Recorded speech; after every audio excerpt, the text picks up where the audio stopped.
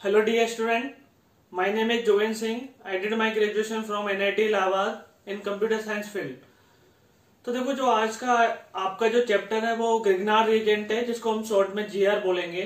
तो देखो बहुत इंपॉर्टेंट चैप्टर है तुम्हारा, क्योंकि देखो इससे आपके with the help of GR आप बहुत सारी चीजें बना सकते हो, बहुत सारे कंपाउंड आप बना सकते हो, जैसे कि एल्केन हो गया, जैसे कि आपका एल्कोहल हो गया। जैसे कि एल्कोहल में भी अगर हम अच्छे से बात करें तो 1 degree alcohol, 2 degree alcohol, 3 degree alcohol.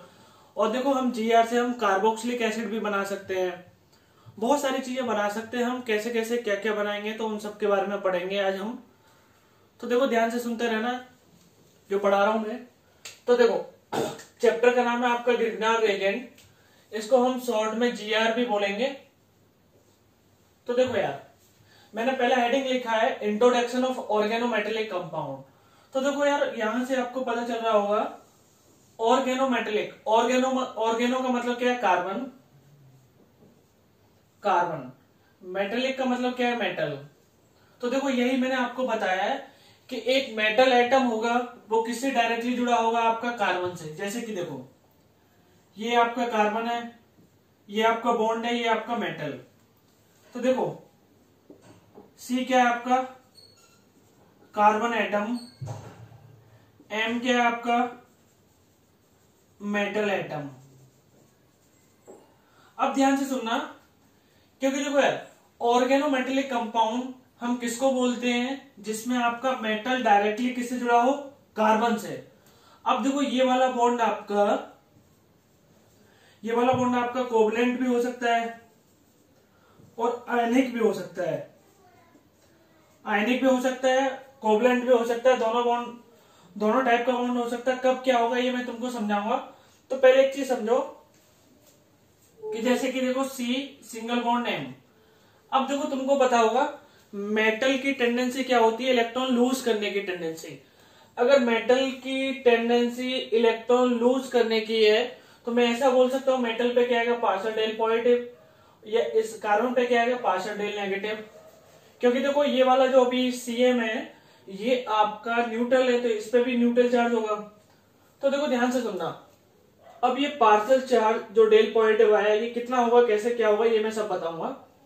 तो देखो मैंने क्या बताया तुमको? Organometallic compound. ग्रिग्नार्ड रीजेंट में आपका ऑर्गेनोमेटेलिक कंपाउंड होता है, बताऊंगा आपको क्या है जीआर होता है।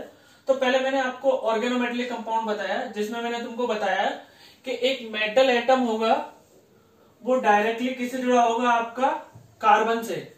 वो भी कौन से बॉन्ड से? आपका कोवलेंट बॉन्ड या फिर आयनिक बॉन्ड। तो देखो ये वाला बॉन्ड आपका कोवलेंट भी हो सकता है, आपका आयनिक भी हो सकता है। एम क्या है? मेटल आपका। सी क्या है आपका? कार्बन। तो ऑर्गेनो का मतलब क्या है? कार्बन। और मेटेलिक का मतलब क्या है? तो यहां तक मैंने समझाया अभी आपको। अब देखो ध्यान से सुनना, अगर मैं एग्जांपल की बात करूं तो देखो मैग्नीशियम आपको पता है, मैग्नीशियम क्या है आपका? बताओ। मेटल। मेटल किससे जुड़ा है? कार्बन से। तो ये क्या हुआ आपका? Organometallic compound. तो देखो ये सभी आपके ऑर्गेनोमेटेलिक कंपाउंड है। RMgX को ही हम बोलते हैं ग्रिग्नार्ड रीजेंट। इसको हम क्या बोलते हैं? Grignard reagent. तो इसी को हम बहुत ज्यादा डिटेल में पढ़ेंगे। और ध्यान से सुनना कि देखो मैग्नीशियम क्या है तुम्हारा? मेटल। जो आर है वो अल्काइल ग्रुप है। अल्काइल ग्रुप का मतलब क्या है? Methyl, ethyl, propyl. आपका अराइल ग्रुप भी हो सकता है, ठीक है, कोई भी ग्रुप हो सकता है, एलिफेटिक या अनसैचुरेटेड या सैचुरेटेड। तो देखो ध्यान से, अब देखो CuR2CuLi कॉपर मेटल है आपका। कॉपर किससे जुड़ा है? आर से। तो देखो इसका नाम है आपका गिलमांस रेजेंट। अब देखो जिंक क्या है आपका? मेटल है। मेटल किससे जुड़ा है? आपका कार्बन से। सोडियम क्या है? मेटल किससे जुड़ा है? कार्बन से। लिथियम क्या है आपका? मेटल किससे जुड़ा है? कार्बन से। तो देखो अभी तक ये मैंने आपको एग्जांपल बताया ऑर्गेनोमेटेलिक कंपाउंड। तो ऑर्गेनोमेटेलिक कंपाउंड के अंदर आ रहा है आपका जीआर, और जीआर को हम डिटेल में पढ़ेंगे। अब मेरा एक क्वेश्चन है, R2CD। R2 मतलब समझते हो? डाई अल्काइल कैडमियम, ठीक है। तो इसको आप बताना ये ऑर्गेनोमेटेलिक कंपाउंड है या नहीं है, ये आपका होमवर्क है। तो पहले आप इतना लिखो। तो आगे चलते हैं, अब ध्यान से देखो क्या पढ़ाने वाला हूं। कि देखो, अगर आपका मेटल एटम सल्फर, ऑक्सीजन या नाइट्रोजन, यहाँ कार्बन नहीं होना चाहिए, अगर इनसे बॉन्डेड है, ठीक है, तो वो आपका ऑर्गेनोमेटेलिक कंपाउंड, वो आपका नहीं होगा। मैंने तुमको बताया था ऑर्गेनोमेटेलिक कंपाउंड क्या होता है, जो जो मेटल से कौन जुड़ा हुआ, आपका कार्बन। तो देखो, अगर मैं इसके एग्जांपल की बात करूं, तो अभी तक देखो ध्यान से सुनना कि अगर मेटल से आपका सल्फर, ऑक्सीजन, नाइट्रोजन या इसके अलावा कोई दूसरा एटम, कार्बन नहीं, तो देखो वो आपका ऑर्गेनोमेटेलिक कंपाउंड नहीं होगा। अब एक चीज ध्यान सुनना, अगर इसको याद करना है तो ट्रिक भी बना सकते हो, ठीक है, एमसन। अब देखो एग्जांपल देखो, ये देखो आपका मेटल है, ये आपका मेटल है, ये मेटल है आपका, पोटेशियम आपका मेटल है, और RNH ये आपका मेटल है, पीबी आपका मेटल है, ये मैंने ATC लिखा है। बहुत सारे एग्जांपल हो सकते हैं। अब देखो ध्यान से यार, अब सोडियम देखो किससे बॉन्ड बना रहा है, इधर आपका ऑक्सीजन से, तो ये तो आपका ऑर्गेनोमेटेलिक कंपाउंड नहीं है। अब देखो आपका मेटल किससे बॉन्ड बना रहा है, ऑक्सीजन से, ये भी नहीं है। अब देखो मेटल किससे बना रहा है बॉन्ड, आपका ऑक्सीजन से, ये भी नहीं है। अब देखो पोटेशियम आपका मेटल है, किससे बॉन्ड बना रहा है, सल्फर से, ये भी नहीं है आपका। अब देखो पोटेशियम किससे बॉन्ड बना रहा है, इधर नाइट्रोजन से, क्योंकि देखो नाइट्रोजन से दूसरा ये हाइड्रोजन है आपका, तो जो नाइट्रोजन से जुड़ा हुआ है, जैसे कि अगर देखो मैं लिखना चाहूं इसको, तो RNH तो समझ में आया ना। तो देखो RNH तो देखो पोटेशियम आपका किससे बॉन्ड बना रहा है, N से, तो ये भी आपका मेटल, ये भी आपका जो कंपाउंड है ऑर्गेनोमेटेलिक कंपाउंड नहीं है। अब देखो पीबी क्या है, मेटल, अब देखो ये किससे बॉन्ड बनाएगा, ऑक्सीजन से, थोड़ा देख लेना लिंकेज है। और भी एग्जांपल हो सकते हैं। अब देखो जीके में मैंने क्या लिखा है, एक मैंने कंपाउंड लिखा है। तो देखो पहले ये कंपाउंड समझने से पहले देखो ये समझना कि अगर देखो यार, अगर मैं CH4 का नाम के बारे में बात करूं तो आपको पता होता है मीथेन। तो देखो कार्बन की फैमिली का ही दूसरा एलिमेंट है आपका सिलिकेन। तो देखो सिलिकेन के लिए लिखते हैं हम सीलेन, ये किसके लिए लिखते हैं, सिलिकॉन के लिए। अब देखो ध्यान से यार, टेट्रा मिथाइल सीलेन, इसका नाम क्या पूरा, टेट्रा मिथाइल सीलेन। तो देखो इसको हम शॉर्ट में क्या बोल सकते हैं, TMS। अब ध्यान से सुनना कि देखो अगर यहां अगर SI की बात करें, SI क्या है तुम्हारा, नॉन मेटल, तो SI नॉन मेटल है, तो ये आपका जो कंपाउंड है TMS, वो आपको ऑर्गेनोमेटेलिक कंपाउंड नहीं होगा। क्योंकि देखो ये आपका अगर मेटल होता तब तो वो आपका ऑर्गेनोमेटेलिक कंपाउंड हो जाता। अभी सिलिकॉन आपका किससे जुड़ा है, कार्बन से, लेकिन सिलिकॉन अपने आप में कौन सा है, नॉन मेटल। तो देखो टेट्रामेथाइल सीलेन मैंने क्या लिखा है, not an organometallic compound because silicon is non metal.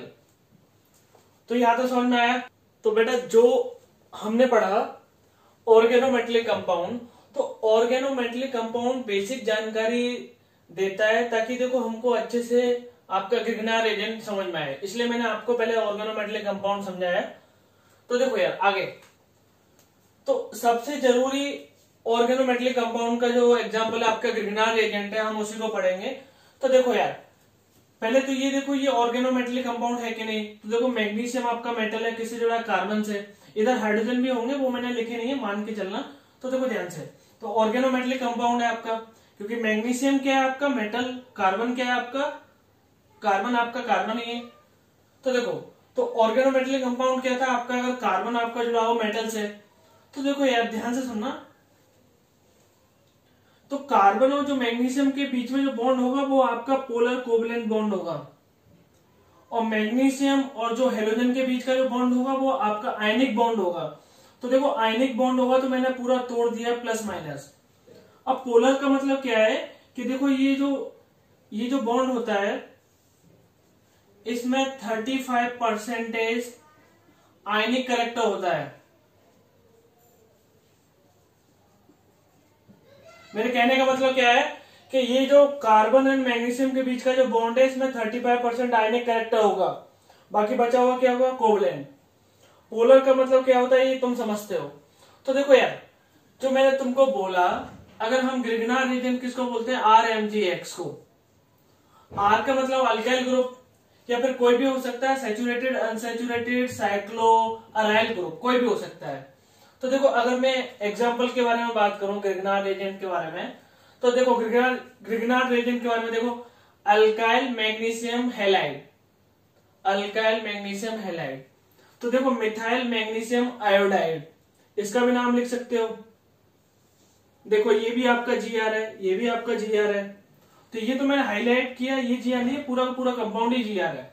अब देखो यार इधर, तो ये क्या आपका फिनाइल मैग्नीशियम हैलाइड, तो फिनाइल मैग्नीशियम हैलाइड।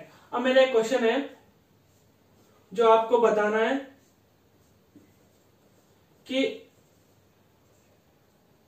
इस कंपाउंड के बारे में बताना है, इसका क्या नाम होगा, क्या ये GR है कि नहीं, ये मुझे कमेंट में बताना। तो देखो यार, RMGX आपका ग्रिग्नार्ड एजेंट है। ग्रिग्नार्ड एजेंट के मैंने नाम के बारे में बताया, और मैंने ओवरऑल ये बताया ये आपका सैचुरेटेड भी हो सकता है, अनसैचुरेटेड भी हो सकता है। जैसे कि देखो इधर मैंने आपका मिथाइल डाला, इधर मैं इथाइल भी डाल सकता हूँ, इधर मैंने अनसैचुरेटेड डाला, इधर भी क्या डाला, अनसैचुरेटेड, इधर मैंने साइक्लो वाला डाला, इधर मैंने आपका बेंजीन डाला, इधर मैंने अराइल ग्रुप डाला। ठीक है, तो अगर आपको थोड़ा बहुत भी पता हो तो ये क्या होता है आपका बेंजाइल। तो देखो यहां ऐसे बहुत सारे एग्जांपल हो सकते हैं, मैं ETC लिख रहा हूं। अभी देखो आगे देखेंगे हम प्रिपरेशन ऑफ GR, कैसे आपका GR बनेगा। तो देखो प्रिपरेशन ऑफ GR में क्या है, मैंने अल्काइल हैलाइड लिया प्लस मैग्नीशियम लिया, और मैंने इन दोनों को रिएक्ट कराया with the presence of dry and pure ether. ये मैं बताऊंगा जब मैं GR की केमिकल रिएक्शन बताऊंगा, तब बताऊंगा कि आपको ड्राई एंड प्योर ईथर क्यों लिया है।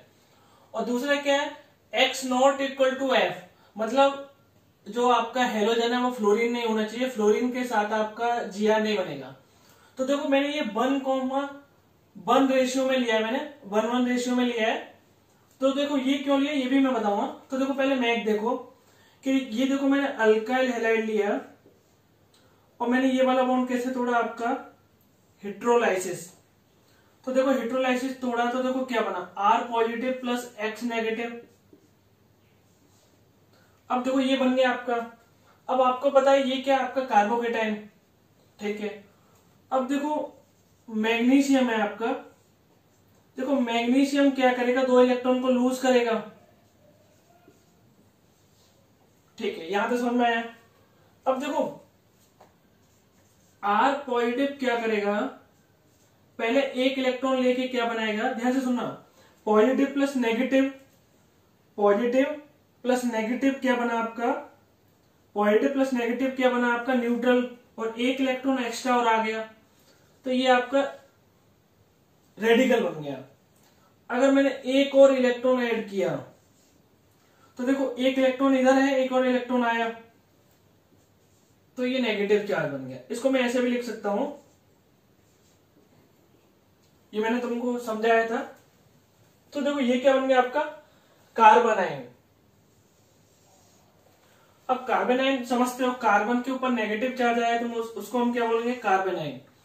अब देखो ध्यान से आगे, मैग्नीशियम +2 प्लस X माइनस, ये क्या बना लेगा आपका MgX पॉजिटिव +2 -1, ये बन गया R negative plus MgX positive, ये आपका बन गया R MgX। और इसी का नाम क्या आपका ग्रिग्नार्ड रिएजेंट, इसी का नाम क्या आपका ग्रिग्नार्ड रिएजेंट। तो इसी के फॉर्मेशन के बारे में पढ़ रहे थे। तो देखो आपका प्रोडक्ट क्या मिल गया आपका RMgX। तो ये मैंने मैक समझाया, दोबारा से समझना है तो देखो आपने हाइड्रोलाइसिस क्लीवेज किया, मैग्नीशियम ने 2 इलेक्ट्रॉन दिया, दोनों इलेक्ट्रॉन मैंने R पॉजिटिव के पास में जोड़ा तो आपका R नेगेटिव बना, R नेगेटिव को मैंने MgX पॉजिटिव के साथ में जोड़ा तो आपका ये फॉर्मेशन ऑफ GR हो गया। तो देखो अब ध्यान से सुनना यार, तो आपको ये पूरा मैक फॉलो नहीं करना। अगर मैं आपको शॉर्टकट बताऊं तो देखो शॉर्टकट में क्या फॉलो करना है आपको, आपने लिया ये alkyl halide X not equal to F, वो मैंने आपको बताया।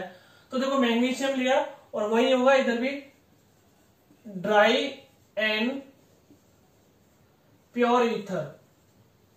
तो देखो ये क्या, मैग्नीशियम को आपको कार्बन एंड हेलोजन के बीच में इंसर्ट कर देना। देखो इधर भी कार्बन एंड हेलोजन के बीच में इंसर्ट हुआ है, तो ये आपका RMgX बनेगा। तो ये आपका डायरेक्ट ट्रिक है। अब ध्यान से सुनना आगे कि देखो ड्राई ईथर मैंने क्यों लिया है, या फिर मैंने ईथर क्यों लिया है। ईथर देखो क्या करेगा, ये जो मैग्नीशियम +2 बना है इसको सॉल्वेट करेगा। अब आगे जीके भी क्या है आपका कि देखो आपका जो Gr होता है वो आपके स्टेबल होते हैं, स्टेबल इन ईथर, ROR। आपका जो Gr होता है वो आपका स्टेबल होता है किसमें, ईथर में, इसलिए हम ईथर भी लेते हैं इधर। दूसरा क्या है कि ROR में जो OR ग्रुप है वो आपका पुअर लिविंग ग्रुप है।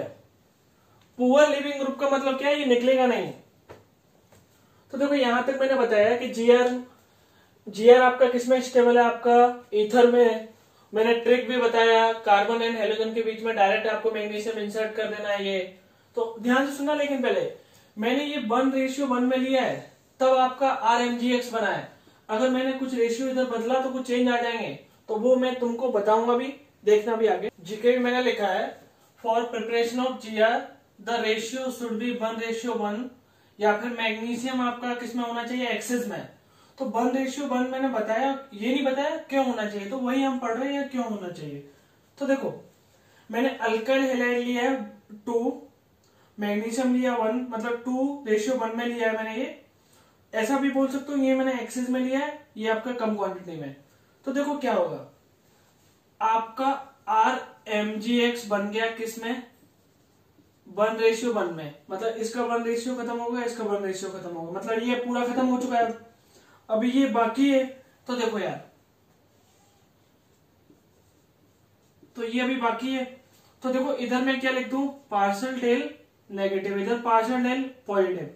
तो देखो इधर तुमको पता था मैग्नीशियम के ऊपर +2 आता था, इधर -1, इधर -1। तो देखो -1 इधर आया, इधर आपका -1, इधर +2। तो देखो R आपका इस पर अटैक करेगा, just like SN2 reaction. SN2 reaction मैंने बताया था। तो देखो क्या बन गया आपका R, ये आपका एल्केन बन गया। क्या बन गया आपका, एल्केन। ध्यान से सुनो, दोबारा सुनो, RX आपका एक्सेस में, मैग्नीशियम आपका लेस क्वांटिटी में। तो मैं ऐसा भी बोल रहा हूं कि 2:1 में, तो देखो 1:1 से RMgX बन गया, तो ये अभी आपका है आपके पास में, तो ये आगे रिएक्ट करेगा इसके साथ में। तो देखो R नेगेटिव ने किस पे अटैक किया, किस पे, जहां पर पार्शियल टेल पॉजिटिव चार्ज है। तो देखो ये इसको निकाल दूंगा मैं, तो क्या बन गया आपका RR, ये जो आपका एल्केन बन गया, प्लस क्या बनेगा आपका MgX2। तो देखो ये तो एल्केन बन गया, आपको चाहिए क्या था, Gr, आपको Gr चाहिए था, क्या बन गया आपका एल्केन। इसलिए हम इसको 2:1 में, या इसको हम एक्सेस में नहीं लेते। अब देखो यार आगे, अल्काइल हैलाइड और मैग्नीशियम का रेशियो इस बार मैंने क्या लिया, 1:2। तो देखो 1, ये बन गया आपका 1:1 में, ये किसमें बन गया आपका 1:1 में, मतलब ये पूरा कंज्यूम हो गया। अभी मैग्नीशियम है, अब ये मैग्नीशियम के साथ में आगे रिएक्ट नहीं करेगा, क्योंकि देखो ये Gr बन चुका है आपका। तो देखो मैंने इसलिए इधर लिखा है कि जो अल्काइल हैलाइड है वो आपका कंज्यूम हो चुका है। जब पूरा का पूरा अल्काइल हैलाइड कंज्यूम हो चुका है, तो ये आगे Gr रिएक्ट ही नहीं करेगा। तो देखो इसलिए मैंने लिखा है, for preparation of Gr the ratio should be 1:1, या फिर मैग्नीशियम किस में होना चाहिए आपका, एक्सेस में। तो यहाँ पर देखो मैग्नीशियम एक्सेस में। तो ये समझ में आया आपको। तो मैंने तुमको बोला, तो आपका जो ग्रिग्नार रिएजेंट होता है वो ज्यादा स्टेबल होता है आपका ईथर सॉल्वेंट में। तो मैं ये बताने वाला हूं क्यों होता है, और दूसरा एक और चीज मैं तुमको जो बताना भूल गया कि देखो ग्रिग्नार्ड रिएजेंट का जो जिसने डिस्कवरी की थी वो थे आपके साइंटिस्ट विक्टर ग्रिग्नार्ड। उनको नोबेल पुरस्कार भी मिल चुका है 1912 में। तो क्योंकि देखो इससे, क्योंकि with the help of GR हम बहुत सारे कंपाउंड हम बना सकते हैं। तो देखो यार, अब मैंने तुमको बोला कि देखो हम ईथर को इस्तेमाल करते थे या यूज करते थे एज ए सॉल्वेंट, और ईथर के पास में जैसे कि देखो ROR, इसके पास में होता है लोन पेयर, तो मैं इसको बोल सकता हूं लुईस, इसको मैं क्या बोल सकता हूं, लुईस बेस। तो देखो कि ईथर आपका कैसे काम कर सकता है, लुईस बेस की तरह। तो देखो लुईस बेस की तरह काम कर सकता है, तो अपने इलेक्ट्रॉन डोनेट कर सकता है। इसके पास में इलेक्ट्रॉन कैसे है, लोन पेयर की फॉर्म में। और देखो डोनेट किसको करेगा, इलेक्ट्रॉन डेफिशिएंट मैग्नीशियम एटम को। कहने का मतलब क्या है कि देखो RMgX था तुम्हारा, इधर +2 आया, इधर -1 आया, इधर -1, तो देखो ये इलेक्ट्रॉन डेफिशिएंट है। अगर मैं इसको इलेक्ट्रॉन डोनेट कराऊं तो स्टेबिलिटी बढ़ेगी। तो देखो वही इधर मैंने बोला है कि देखो लुईस बेस क्या करेगा, इलेक्ट्रॉन डोनेट करेगा किसको, मैग्नीशियम एटम को। इसलिए देखो इसकी स्टेबिलिटी, ग्रिग्नार्ड रीजन की स्टेबिलिटी क्या हो जाएगी, इंक्रीज हो जाएगी। जैसे कि देखो ये आपका ईथर है, तो देखो ये ईथर लिया है, ये ईथर लिया है, ये आपने Gr लिया है। बस इतना याद रखना। देखो इधर अभी -1 आया, इधर क्या है तुम्हारा +2, इधर -1, तो देखो क्या बनेगा, तो इधर मैं +2 लिख दूं, इधर -1, इधर -1, तो देखो ये लुईस बेस की तरह काम करेगा। तो देखो इसको इलेक्ट्रॉन डोनेट करेगा, ये भी इसको इलेक्ट्रॉन डोनेट करेगा। तो देखो इसका ऑक्टेट कंप्लीट होने की टेंडेंसी होगी। तो अगर इसकी ऑक्टेट कंप्लीट होने की टेंडेंसी होगी तो आपकी जो Gr की स्टेबिलिटी पूरे की आपकी ज्यादा आ जाएगी। और देखो इसका नाम क्या है, अल्काइल मैग्नीशियम हैलाइड, और ये क्या है, एक ईथर, ये क्या है, 2 ईथर, डाई इथरेट। तो ये मैंने तुमको बताया कि आपका जो Gr होता है, वो आपका जो Gr होता है वो ईथर में क्यों आपका स्टेबल होता है, क्योंकि देखो मैग्नीशियम इलेक्ट्रॉन डेफिशिएंट है, उसको इलेक्ट्रॉन प्रोवाइड कर कर उसकी स्टेबिलिटी बढ़ा देता है। तो पहले ये लिखो, आगे देखते हैं। तो देखो reactivity order with respect to halogen, और वो भी किसके लिए, फॉर प्रिपरेशन ऑफ Gr। तो देखो अभी हम हेलोजन के लिए बात कर रहे हैं कि रिएक्टिविटी ऑर्डर क्या आएगा। तो देखो पहले आयोडीन, उसके बाद में ब्रोमीन, उसके बाद में क्लोरीन, उसके बाद में फ्लोरीन। तो ये पता है ये ऑर्डर मैंने क्यों लिखा है। अगर देखो मैं लीविंग ग्रुप टेंडेंसी के बारे में बात करूं, पहले आई आएगा, I negative, Br negative, Cl negative, F negative.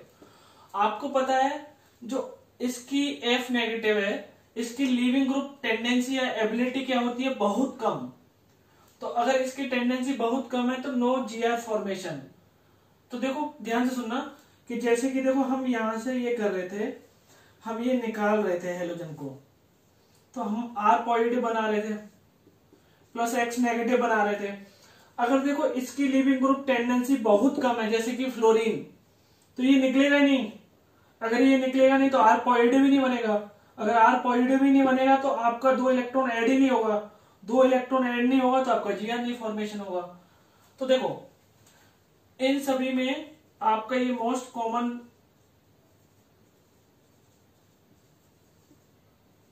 बहुत ज्यादा इस्तेमाल होता है।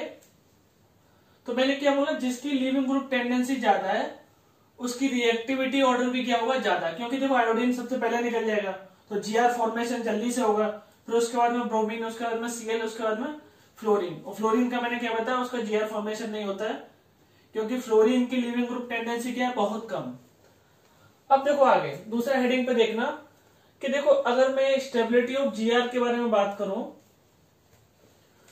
अगर स्टेबिलिटी ऑफ Gr के बारे में बात करें तो देखो मैंने लिखा है इधर, अगर Gr का अल्काइल पार्ट ज्यादा स्टेबल है, किसका, Gr का अल्काइल पार्ट अगर मोर स्टेबल है, मोर इस अल्काइल पार्ट पे देखो क्या आता था, आपको पता है RMgX, इधर नेगेटिव चार्ज, इधर +2, इधर -1। तो देखो ये अल्काइल के ऊपर क्या है, नेगेटिव चार्ज। तो देखो अल्काइल पार्ट पे अगर नेगेटिव चार्ज ज्यादा स्टेबल है तो इसकी रिएक्टिविटी क्या होगी, कम। मैंने क्या बोला, मैंने ये बोला RMgX, R पे क्या है, नेगेटिव चार्ज। अगर R नेगेटिव चार्ज मतलब ये just like a carbon ion, अगर इसकी स्टेबिलिटी ज्यादा आती है तो कार्बन जो आपका Gr है उसकी स्टेबिलिटी क्या होगी, ज्यादा। अगर इसकी स्टेबिलिटी ज्यादा होगी तो आपकी जो Gr की रिएक्टिविटी क्या होगी, कम, क्योंकि वो अपने आप में देखो स्टेबल हो गया तो दूसरों से रिएक्ट कम करेगा। तो देखो यही मैंने लिखा है, अगर RMgX की अगर स्टेबिलिटी ज्यादा आ गया, मोर स्टेबल आ गया, तो it will be less reactive. तो देखो मैंने एक क्वेश्चन भी लिखा है इधर, मैंने इसमें आपको तीनों एग्जांपल दे रखे हैं। एक ही एग्जांपल है, 3 ऑप्शन है आपके, रिएक्टिविटी ऑर्डर बताना है आपको, स्टेबिलिटी ऑर्डर बताना है। तो देखो आप अपने आप कर लोगे, इसको मैंने हटाया, इसको मैंने हटाया, इसको मैंने हटाया, सब जगह इधर नेगेटिव बना, इधर नेगेटिव बना, इधर नेगेटिव। अब देखो sp3 के ऊपर नेगेटिव, sp2 के ऊपर नेगेटिव, sp के ऊपर नेगेटिव, तो आपको पता है। तो देखो स्टेबिलिटी ऑर्डर क्या आ जाएगा, CBA,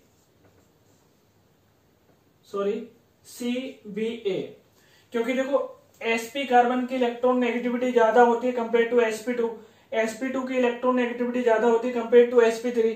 ये मैंने तुमको इंडक्टिव में पढ़ा है। अब रिएक्टिविटी ऑर्डर क्या आएगा, A, जो जितना ज्यादा अनस्टेबल होगा वो उतना उसकी रिएक्टिविटी आएगी। तो यहां तक पहले लिखो आप लोग। अगर मैं दोबारा से समझाना चाहूं तो देखो मैंने क्या बोला है, RMgX में अगर R के ऊपर जो नेगेटिव चार्ज आ रहा है अगर वो बहुत ज्यादा स्टेबल है, अगर R के ऊपर जो नेगेटिव चार्ज आ रहा है अगर वो बहुत ज्यादा स्टेबल है तो आपके Gr की रिएक्टिविटी क्या आएगी, कम। अगर R के ऊपर जो नेगेटिव चार्ज आ रहा है अगर उसकी स्टेबिलिटी कम आ रही है तो Gr की रिएक्टिविटी क्या होगी, ज्यादा। बस इतना समझाया मैंने, ठीक है, आसान है।